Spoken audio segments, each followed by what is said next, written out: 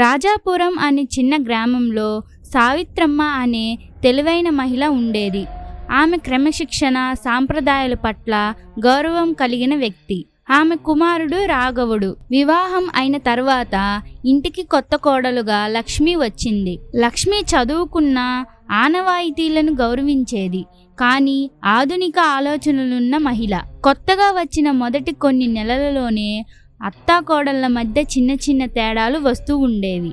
లక్ష్మి వంట చేయడానికి modern mixie వాడితే మన కాలంలో రాయి రోలు వాడేవాళ్ళం, అందుకే అంత అందమైన రుచి వస్తుంది అని సావిత్రమ్మ చెప్పేది. లక్ష్మి ఇంట్లో సల్వార్ కమీజ్ ధరిస్తే ఇంట్లో ఉన్నప్పుడు చీర కట్టుకోవాలి అని అత్త చెప్పేది. మధ్యాహ్నం లక్ష్మి కొంతసేపు విశ్రాంతి తీసుకుంటే ఇంకా ఇంటి పనులు చాలానే ఉన్నాయి అని గుర్తు చేసేది సావిత్రమ్మ.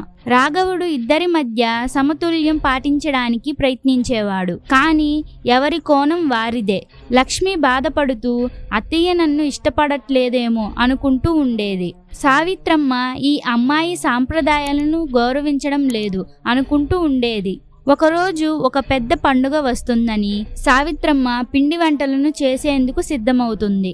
సహాయం చేయాలని అనుకున్న లక్ష్మి మోడ్రన్ ఫుడ్ ప్రొసీజర్ ఉపయోగించసాగింది. అది చూసిన సావిత్రమ్మ ఇలా చేస్తే పూర్వం రుచులు రావు అని చెప్పింది.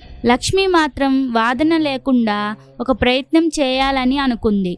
అదే రోజు రాత్రి 2 రకాల లడ్డూలను తయారు చేసింది. ఒకటి సాంప్రదాయ పద్ధతిలో, మరొకటి ఆధునిక విధానంలో తయారు చేసింది. ఆ లడ్డూల్ని రాఘవుడికి, పొరుగు వాళ్ళ కుటుంబ సభ్యులందరికీ రుచి చూసేందుకు ఇచ్చింది. ఆశ్చర్యంగా చాలామంది మోడ్రన్ పద్ధతిలో చేసిన లడ్డూనే ఎక్కువగా ఇష్టపడ్డారు. సావిత్రమ్మ ఆశ్చర్యపోయినా లక్ష్మి సహనానికి, తెలివికి మౌనంగా అభినందించింది. దాంతో ఒకరి మనసును ఒకరు అర్థం చేసుకున్నారు. కొద్ది రోజుల తర్వాత సావిత్రమ్మ అనారోగ్యానికి గురైంది. వైద్యుడు విశ్రాంతి తీసుకోవాలని చెప్పాడు. అత్తయ్య మంచాన పడిపోవడంతో ఇంటి బాధ్యతలన్నీ లక్ష్మి తీసుకుంది. అత్తయ్యను ఎంతో ప్రేమగా చూసుకుంది. సాంప్రదాయాలను గౌరవిస్తూ చీర కట్టుకొని పొద్దున్నే లేచి అన్ని పనులు చూసుకునేది. ఒకరోజు సాయంత్రం విశ్రాంతి తీసుకుంటున్న సావిత్రమ్మకు లక్ష్మి తన కాళ్ళను మెల్లగా మర్దన చేస్తుందని గమనించింది.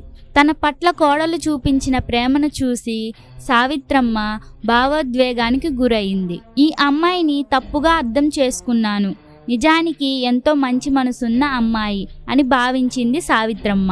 దాంతో సావిత్రమ్మ తన కోడలు చేయిని పట్టుకొని, నన్ను క్షమించు లక్ష్మి, నిన్ను తక్కువగా అర్థం చేసుకున్నాను, నువ్వు ఎంతో మంచిదానివి అని చెప్పింది. లక్ష్మి చిరునవ్వుతో, నన్ను మీరు అర్థం చేసుకున్నందుకు చాలా ఆనందంగా ఉంది అత్తయ్య, నేను కూడా మిమ్మల్ని తప్పుగా అర్థం చేసుకున్నాను అని సమాధానం ఇచ్చింది. ఆ రోజు నుంచి అత్తాకోడళ్ళ మధ్య అనుబంధం మరింత బలపడింది.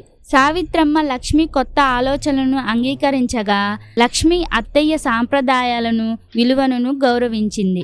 ఈ కథలో నీతి, సంభాషణ, సహనం మరియు పరస్పర గౌరవం ఒక కుటుంబ సంబంధాన్ని మరింత బలపరుస్తాయి. తేడాలు సహజమే, కానీ ప్రేమ వాటిని అధిగమించగలదు.